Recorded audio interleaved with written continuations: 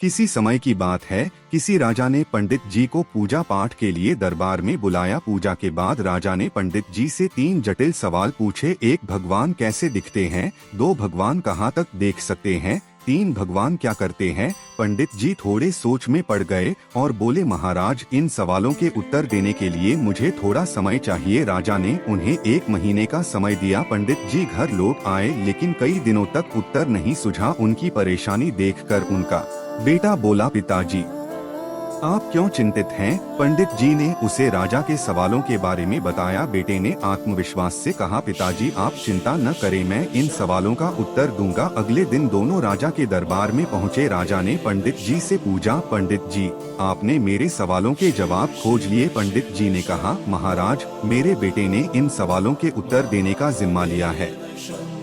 राजा ने पूछा, तो बताओ, पहला सवाल, भगवान कैसे दिखते हैं? पंडित जी के बेटे ने मुस्कुराते हुए कहा, महाराज, कृपया 1 कटोरी दूध मंगवाइए। दूध लाया गया। लड़के ने उसमें अपनी उंगली डालकर घूमना शुरू कर दिया।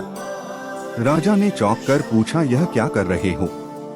लड़के ने शांत स्वर में कहा, महाराज, क्या आपको इसमें मक्खन दिख रहा है? राजा ने सिर हिलाया और कहा, नहीं। लड़के ने उत्तर दिया, मक्खन इस दूध में ही है, लेकिन उसे निकालने के लिए दही जमाकर मथना पड़ता है। ठीक वैसे ही भगवान हर जगह पर है, पर उन्हें देखने के लिए ध्यान साधना और सेवा का मंथन करना पड़ता है। राजा ने मुस्कुराते हुए कहा, अच्छा उत्तर दिया, अब बताओ, भगवान कहाँ तक देख सकते हैं? लड़के ने उत्तर दिया, महाराज, कृपया 1 दिया मंगवाइए और उसे जलाइए। दिया जलाया गया और उसकी रोशनी चारों ओर फैल गई।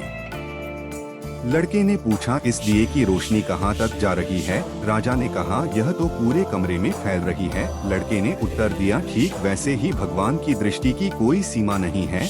जैसे इस दिए की रोशनी हर दिशा में फैलती है और सब कुछ देखती है, वैसे ही भगवान भी हर जगह सब कुछ देख सकते हैं। राजा ने संतुष्ट होकर कहा, बहुत अच्छा उत्तर दिया, अब बताओ, भगवान क्या करते हैं? पंडित जी के बेटे ने मुस्कुराते हुए कहा, महाराज, कृपया कुछ देर के लिए अपना सिंहासन मुझे दे दीजिए और आप नीचे बैठ जाइए। दरबारी में खुसर फुसर होने लगी, पर राजा को जिज्ञासा थी, इसीलिए उन्होंने उसे सिंहासन पर बैठने की अनुमति दे दी। लड़का सिंहासन पर बैठकर बोला, महाराज, अब देखिए, अभी तक आप राजा थे और मैं आपकी प्रजा था, लेकिन अब मैं राजा हूँ और आप मेरी प्रजा हैं। यही भगवान की लीला है। भगवान जिसे चाहते हैं उसे ऊंचाइयों पर बैठा देते हैं और जिसे चाहते हैं उसे नीचे उतार देते हैं।